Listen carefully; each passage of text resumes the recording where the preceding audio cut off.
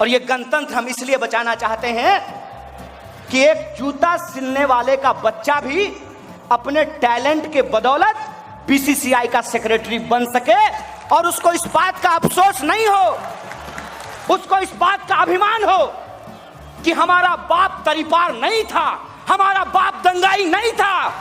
उसको इस बात का अभिमान हो, उसको इस बात का अभिमान हो कि इस देश में ईमानदारी से मजदूरी करना ये हमारी बदकिस्मती नहीं है। उसको इस बात का अभिमान हो, वो गर्व से ये बोल सके कि हाँ हमारा बाप किसान है, हम किसान का बच्चा हैं। हमको क्या बनाया जा रहा है?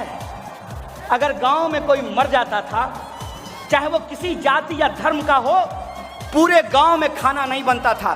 बोलिए ऐसा होता था कि नहीं होता था? बताइए।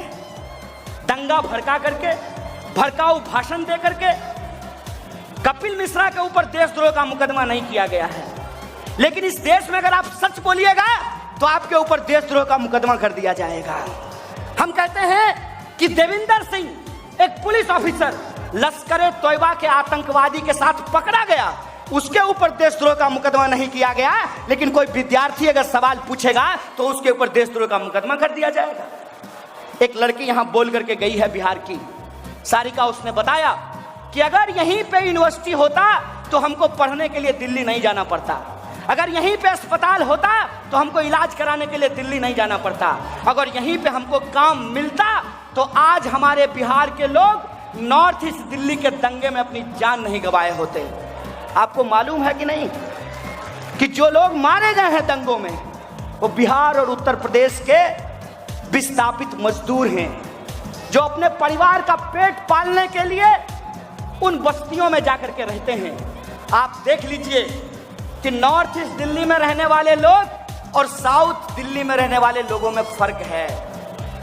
और नॉर्थ ईस्ट दिल्ली में जो रहने वाले लोग हैं, चाहे वो मंदिर जाते हो या मस्जिद जाते हो, लेकिन काम दोनों का एक तरीके का है, दोनों मजदूरी करते हैं। साथ में मजदूरी कर रहे थे, साथ में दिवाली का लड्डू और ईद की सवैयां खा रहे थे। तुम बेईमानों ने अपने कैरियर के लिए और अपने बेटा के कैरियर के लिए इस देश में आग लगाई है। इस बात का हिसाब लिया जाएगा, इस बात पर हम अमल करना बंद नहीं करेंगे।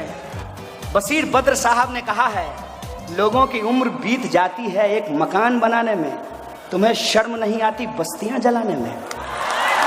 और तुम बस्तियां जला रहे हो, इंसानों को आपस में बांट रहे हो, कैलकुलेट कर रहे हो कि प्रो सीएए और एंटी सीएए का पोलराइजेशन क्या होगा। ये प्रो सीएए और एंटी सीएए का पोलराइजेशन नहीं है। एक तरफ गांधी, अंबेडकर और भगत सिंह को मानने वाले लोग हैं और दूसरी तरफ ट्रंप का तलवा चाटने वाले गुलाम हैं। इनकी गुलामी हम बर्दाश्त नहीं करेंगे। ये देश हमारा है और इस देश के संविधान की प्रस्तावना में कहा है कि भारत एक संपूर्ण प्रभुत्व संपन्न राज्य है। और जब संपूर्ण प्रभुत्व संपन्न राज्य है तो क्या अमेरिका, क्या रसिया, क्या चाइना, क्या जर्मनी, हम किसी की गुलामी बर्दाश्त नहीं करेंगे। हम भारत के लोग हैं, आजाद देश में पैदा हुए हैं, अपनी आजादी के साथ अपनी जिंदगी को जिएंगे। ये बात इनकी आंखों में खटकता है।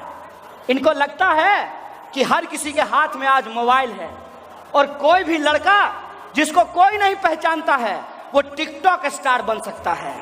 हर लड़के के हाथ में आज इंस्टाग्राम है, जिसको कोई पहचान नहीं मिली, क्लास में जिसको मॉनिटर नहीं बनाया गया, आज भी हो सकता है कि इंस्टाग्राम पे उसके 50,000 फॉलोवर हों।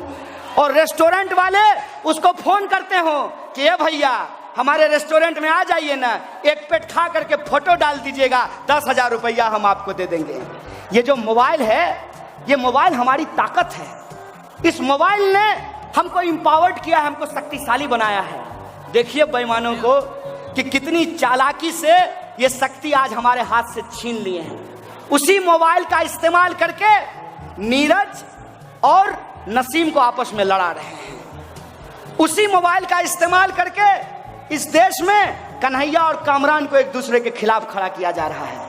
उसी मोबाइल का इस्तेमाल करके एक तरफ गांधी जी के ऊपर फूल का माला भी चढ़ाते हैं और मन ही मन गोडसे जिंदाबाद का नारा भी लगाते हैं। तो ये जो धर्म के नाम पे धंधा करने वाले लोग हैं, धर्म के नाम पे जो दंगा करने वाले लोग हैं, ये हमारे घरों को जलाते रहेंगे। और एक बात याद रखिएगा कि आग की कोई जात नहीं होती और आग का कोई धर्म नहीं होता। आग जब लगता है तो उसके सामने जो भी पड़ता है वो उसका घर जला देता है, उसका जीवन जला देता है। हमको इस आग को बुझाना पड़ेगा। और अगर हम आग बुझाना चाहते हैं तो कीचड़ से कीचड़ को नहीं धोया जा सकता है, कीचड़ से कीचड़ को नहीं धोया जा सकता है, नफरत से नफरत को नहीं हराया जा सकता है।